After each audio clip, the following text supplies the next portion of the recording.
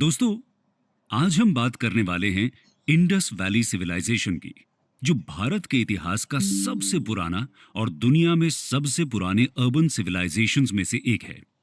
Indus valley civilisation यानी IVC आज से लगभग 4500 सालों पहले 2600 बीसीई में एक अर्बन सिविलाइजेशन की तरह एग्जिस्टेंस में आया।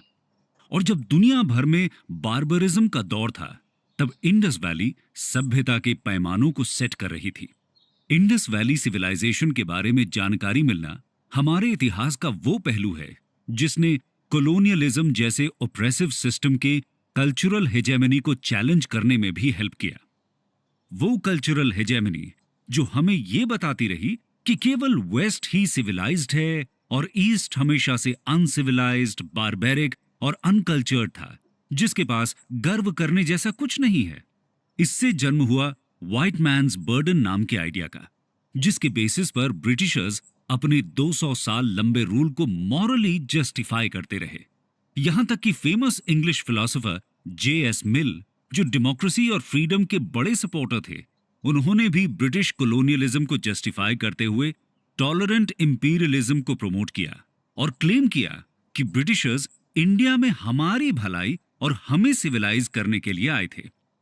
लेकिन वेस्ट का यह घमंड तब टूटने लगा जब अलेक्जेंडर कनिंघम ने आर्कियोलॉजिकल सर्वे ऑफ इंडिया यानी एएसआई ने 19th सेंचुरी में कई मेजर आर्कियोलॉजिकल एक्सकेवेशंस किए, जिसमें सारनाथ, सांची स्तूपा और महाबोधि टेम्पल जैसे ब्रिलियंट एंशिएंट आर्किटेक्चर्स इन्वॉल्व थे। लेकिन इनमें सबसे जबरदस्त डिस्कवरी 1921 में इंडियन आर्कियोलॉजिस्ट दयाराम साहनी ने की, जब उन्होंने हड़प्पा का एक्सटेंसिव एक्सकेवेशन किया। इस डिस्कवरी ने दुनिया भर के इतिहासकारों को हैरान करके रख दिया, क्योंकि ये अपने समय में वेल प्लान्ड अर्बनाइजेशन का एक ऐसा अनोखा नमूना था जो हमें आज भी इंस्पायर करता है। इस डिस्कवरी ने ब्रिटिशर्स का मिथ बर्स्ट करते हुए यह बताया कि जब यूरोप बार्बरिज्म से जूझ रहा था, तब इंडिया में एक अर्बन सिविलाइजेशन हर रोज नई ऊंचाइयां छू रहा था। यह कहानी उसी इंडस वैली सिविलाइजेशन की है जिसने भारतीयों को खुद के इतिहास पर गर्व करने का एक मौका दिया और दुनिया को यह बताया कि सभ्यता पर वेस्ट की मोनोपोली नहीं हो सकती। तो आइए पहले हम इंडस वैली के कुछ मेजर फीचर्स को समझ लेते हैं, जो हमें यहां के बाकी पहलुओं को जानने में मददगार होंगे। Basic features. दोस्तों, इंडस वैली सिविलाइजेशन टाइटल पहली बार जॉन मार्शल ने यूज किया, लेकिन इसे हड़प्पन सिविलाइजेशन भी बोला जाता है। और आईवीसी एशिया के 3 और major civilisations Mesopotamia, ancient Egypt और चाइना का समकालीन था, और इंडस वैली के मेसोपोटामिया के साथ ट्रेड रिलेशंस के एविडेंसेस भी हैं। इंडस वैली की सिटीज एग्रीकल्चरल सरप्लस पर बेस्ड अर्बन टाउन्स थे, पर यहां की इकोनॉमी मर्केंटिलिज्म पर भी बेस्ड थी, जहां से मैसिव एक्सपोर्ट्स सी और लैंड रूट्स दोनों से होते थे। इस कॉन्टेक्स्ट में अब हम इंडस वैली के एक्सकेवेशंस के इतिहास को ब्रीफली समझेंगे। Excavations in British India and independent India. दोस्तों, वैसे तो हड़प्पन रूइंस का सबसे पुराना रिकॉर्ड ईस्ट इंडिया कंपनी के सोल्जर चार्ल्स मैसन की किताब narrative of various journeys in Balochistan, Afghanistan and the Punjab में मिलता है, जो उन्होंने 1842 में लिखी थी।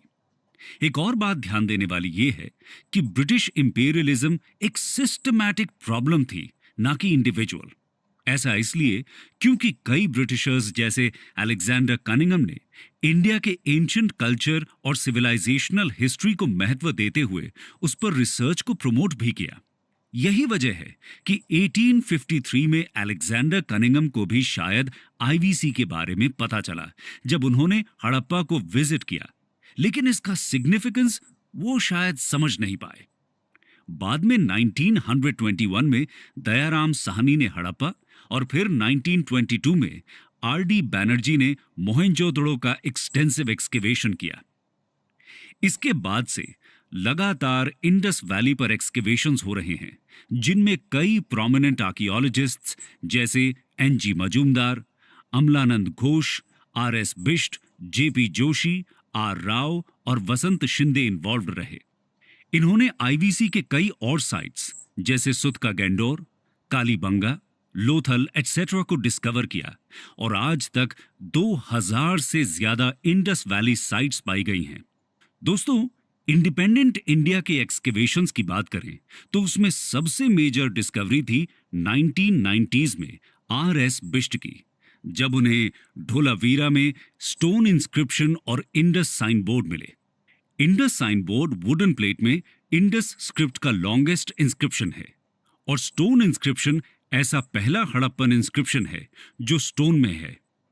इसके पहले मिले इंस्क्रिप्शंस टेराकोटा, वुड एटसेट्रा में इंस्क्राइब्ड थे। इसके अलावा दूसरी मेजर डिस्कवरी थी इंडिया की राखी गढ़ी साइट, जिसे पहली बार अमरेंद्र नाथ ने 1997 में एक्सकेवेट किया। 2014 में वसंत शिंदे के एक्सकेवेशंस ने इसे हड़प्पन सिविलाइजेशन की लार्जेस्ट साइट बना दिया, जो लगभग 350 हेक्टेयर्स में फैली हुई है, और इसने 300 हेक्टेयर्स में फैली पाकिस्तान की मोहनजोदड़ो को पीछे छोड़ दिया। खैर, अब हम बात करते हैं कि आईवीसी के इतिहास को हिस्टोरियंस कैसे क्लासिफाई करते हैं। 4 स्टेजेस और 4 फेजेस ऑफ एवोल्यूशन। दोस्तों, हिस्टोरियंस आईवीसी को जनरली 4 फेजेस में डिवाइड करते हैं। इसमें पहला है प्री हड़प्पा, जो 3300 बीसीई के पहले का फेज है। इस दौर में नोमैडिक लोग सेटलमेंट्स बनाने लगे और एग्रीकल्चर की शुरुआत हुई। दूसरा है अर्ली हड़प्पा, जो लगभग 3300 बीसीई से 2600 बीसीई तक था। इस दौर में हड़प्पा में बड़े बड़े विलेजेस का इमर्जेंस हुआ, जो बाद में अर्बन टाउन्स में कन्वर्ट हुए। तीसरा और सबसे इंपॉर्टेंट है मैच्योर हड़प्पन फेज, जो 2600 से 1900 बीसीई तक एग्जिस्टेंस में रहा। इस दौरान वो ग्रेट सिटीज फ्लरिश कर रहे थे जो आईवीसी को अर्बन बनाते हैं, और इसी दौर में हड़प्पा में मर्केंटिलिज्म भी अपने चरम पर था। आखिरी फेज है लेट हड़प्पन फेज, जो 1900 बीसीई से 1300 बीसीई में मिलता है। यहां आईवीसी का डिक्लाइन दिखता है, जिसके बाद धीरे धीरे ये सिविलाइजेशन इतिहास बन गया। चलिए अब आपको लेकर चलते हैं इंडस वैली की जियोग्राफी की ओर और जानते हैं कि ये कहां से कहां तक फैला हुआ था। Geography of Harappan sites. Indus valley civilisation Punjab, Haryana, Sindh, Balochistan, Gujarat, Rajasthan और वेस्टर्न यूपी तक फैला हुआ था। ये सारे एरियाज लार्जली इंडस और इंडस की ट्रिब्यूटरीज जैसे रावी के अराउंड लोकेटेड थे, और इसीलिए इसे जॉन मार्शल ने इंडस वैली सिविलाइजेशन बोला। एक थियोरी के हिसाब से इंडस वैली पहले काफी ज्यादा फर्टाइल था, इसीलिए यहां पर आईवीसी का जन्म हुआ। लेकिन बाद में इंडस वैली की फर्टिलिटी में डिक्लाइन और एनवायरमेंटल चेंजेस के चलते शायद यहां के लोग गंगा वैली में चले गए, जहां बाद में पोस्ट हड़प्पन सेटलमेंट्स, महाजनपद और मगध जैसे किंगडम्स का राइज हुआ। अभी तक के एक्सकेवेशन के हिसाब से Manda northern most, Daimabad southern most, Alamgirpur eastern most और Sutkagen Dor western most Harappan sites हैं। इंडस वैली में मिले 2000 से ज्यादा साइट्स में से ज्यादातर प्रेजेंट डे इंडिया और पाकिस्तान में है, लेकिन एक साइट शोरतुघाई अफगानिस्तान में भी है, जो शायद हड़प्पन्स का ट्रेडिंग कॉलोनी था। पोर्ट सिटीज में सुरकातोड़ा, लोथल, कुंतासी गुजरात में, अल्लादीनो, बालाकोट और सुत का गेंडोर जो अब पाकिस्तान में है नाम की साइट्स आते हैं, जहां से मेजर ट्रेड्स के एविडेंस सूसा और उर नाम के मेसोपोटेमियन साइट्स में मिले हड़प्पन सील्स हैं। इसके बाद हम चर्चा करते हैं हड़प्पन सिविलाइजेशन में हुए मेजर एक्सकेवेशंस की, जो यहां के इतिहास और समाज को इंटरप्रेट करने के लिए प्राइमरी हिस्टोरिकल सोर्सेज हैं। Major excavations. Town planning. IVC का सबसे इंटरेस्टिंग एलिमेंट है उसका टाउन प्लानिंग, जिसके ब्रिलियंस को हम मॉडर्न डे चंडीगढ़ और न्यू रायपुर जैसी प्लान्ड सिटीज से कंपेयर कर सकते हैं। यह खुद में एक अचीवमेंट है कि आईवीसी ने ऐसा टाउन प्लानिंग 4500 साल पहले इस्टेब्लिश किया था। आईवीसी के टाउन प्लानिंग का पहला मेजर फीचर यहां का स्ट्रैटिफाइड टाउन प्लानिंग है। कुछ साइट्स को छोड़ दें तो मोस्ट साइट्स के वेस्ट में एक फोर्टिफाइड सीटाडेल या किला मिलता है, जो शायद रूलिंग क्लास के लिए था, और ईस्ट में छोटे ब्रिक हाउसेस, जो शायद कॉमनर्स के लिए थे। ये यहाँ के सोशल स्ट्रैटिफिकेशंस को इंडिकेट करता है और बताता है कि समाज में स्टेटस और पावर के बेसिस पर डिविजन्स हड़प्पन टाइम से थे, पर ये डिविजन्स कास्ट सिस्टम की तरह नहीं थे। धोलावीरा में यह सीटाडेल पत्थरों का था और यहां एक मिडिल टाउन भी था, जो शायद मिडिल क्लासेस के लिए था। एक्सेप्शंस में चान्हू दाड़ो है, जहां कोई सीटाडेल अब तक नहीं मिला है, और लोथल का सीटाडेल फोर्टिफाइड नहीं था, बल्कि थोड़ा हाइट पर बनाया गया था। टाउन प्लानिंग का अगला ब्रिलियंट फीचर है ग्रिड सिस्टम, जहां हम मैसिव टेक्नोलॉजिकल इनोवेशंस के बावजूद आज भी वेल प्लान्ड टाउन्स के लिए संघर्ष कर रहे हैं। वहीं 4500 साल पहले हड़प्पन्स ने मिनिमल टेक्नोलॉजी यूज करके एक इंस्पायरिंग नमूना पेश किया है। आईवीसी में ऑलमोस्ट सारे स्ट्रीट्स राइट एंगल से एक दूसरे से कनेक्टेड थे, जिनके चारों तरफ शहर बसे थे। तीसरा इंटरेस्टिंग फीचर है ब्रिलियंट अंडरग्राउंड ड्रेनेज सिस्टम। मोहेंजोदड़ो में सारी स्ट्रीट्स में ड्रेन्स मिलते हैं और लगभग सभी घरों में वेस्ट वाटर मैनेजमेंट का इंतजाम भी। इन घरों की दीवारों में वर्टिकल पाइप्स थीं जो ड्रेन से कनेक्टेड हैं। इनमें छोटे छोटे सेटलिंग पूल्स और ट्रैप्स भी हैं, जो सेडिमेंट्स को जो ड्रेन को जैम कर सकते हैं, ट्रैप कर सकते थे और इन्हें इजीली रिमूव किया जा सकता था। मॉडर्न इंडिया में स्वच्छ भारत मिशन के अंडर सैनिटेशन को जो इंपॉर्टेंस दिया गया है, वो बताता है कि आईवीसी का वेस्ट वाटर मैनेजमेंट कैसे एक फ्यूचरिस्टिक और प्रोग्रेसिव सिस्टम था। इन ड्रेन्स का ब्रिलियंस इस वजह से भी है कि ये बेक्ड ब्रिक के थे, जो भारत में इसके पहले या कुछ सालों बाद तक के सिविलाइजेशन में भी काफी कम मिलते हैं। अब बात करते हैं यहां के आर्किटेक्चर की। आर्किटेक्चर आईवीसी का सबसे इंपॉर्टेंट आर्किटेक्चरल मास्टरपीस मोहेंजोदड़ो का द ग्रेट बाथ है। यह बेक्ड ब्रिक्स से बना हुआ 6x12 मीटर साइज का स्ट्रक्चर है, जिसका मेन पर्पस शायद रिलीजियस था, जिसे रिचुअल बेदिंग में यूज करते थे। ग्रेट बाथ का फ्लोर और आउटर वॉल्स बिट्यूमिनाइज्ड हैं, जो इसे वाटरप्रूफ बनाता है। यहां स्टोन नहीं दिखता। इसके अलावा एक मैसिव वाटर टैंक धोलावीरा में भी है। अगला स्ट्रक्चर ग्रैनरीज हैं। मोहेंजोदड़ो का ग्रेट ग्रैनरी सबसे मैसिव है, जिसका यूज शायद टैक्स में मिले ग्रेन्स के स्टोरेज में होता था। हड़प्पा में भी ऐसे 6 ग्रैनरीज मिले हैं। यहां 2 रूम बैरिक्स भी थे, जहां शायद वर्कर्स रहते थे। आगे देखते हैं हड़प्पा की आर्ट एंड क्राफ्ट की कहानी। Art and craft. दोस्तों, आईवीसी अपनी ब्रिलियंट और वेल डेवलप्ड आर्टिफैक्ट्स और स्कल्पचर्स के लिए भी फेमस है।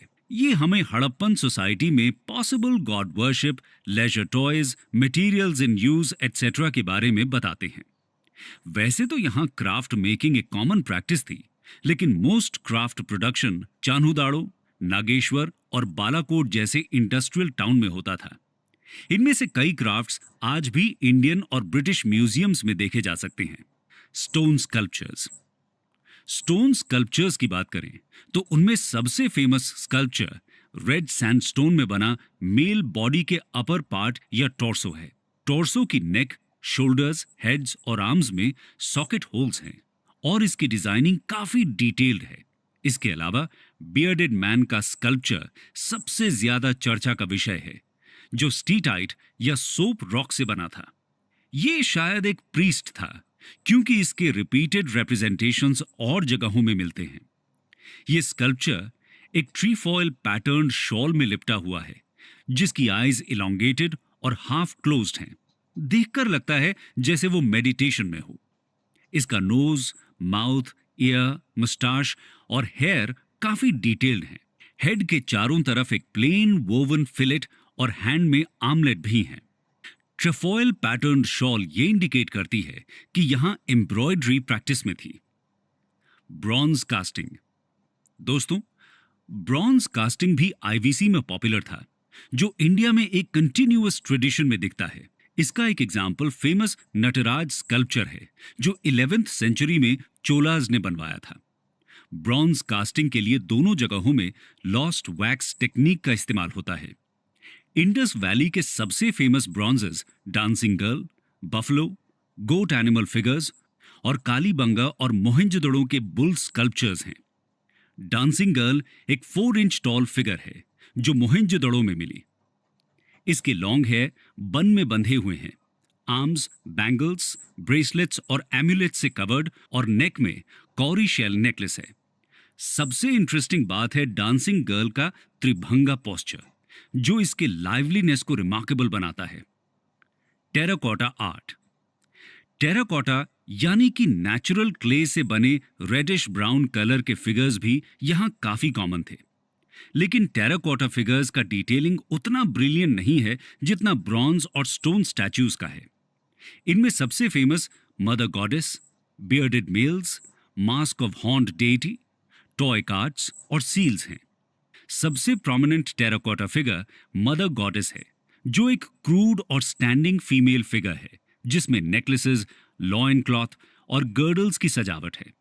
इसमें most distinct feature fan shaped head dress है जिसके दोनों साइड्स में कप लाइक प्रोजेक्शंस हैं। बाकी के फेशियल फीचर्स क्रूड और कम रियलिस्टिक हैं। सील्स की बात करें तो वो टेराकोटा के अलावा steatite, agate, chert, copper, faience, gold, ivory और सिल्वर में भी मिलते हैं। सील्स का इस्तेमाल जनरली ट्रेड में होता था, शायद as a proof of authenticity.